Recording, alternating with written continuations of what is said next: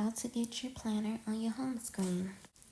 Go to your file folder and we're going to get this shortcut icon on our home screen. Go to shortcuts, tap the plus sign, go up, change the name. This name will be the name that you see under the shortcut on your home screen.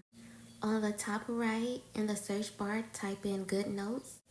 The app should pop up, tap it, scroll down to Other and find the name of this planner, Happy Pants Planner.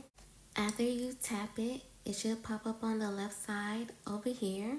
Now we're going to go to the top right to tap the info icon, tap Add to Home Screen, tap the photo, and go down to tap Choose File. Tap Shortcut icon, tap Add, and it should be added to your home screen. You can move it to the dock, and if you tap it, your planner should pop up.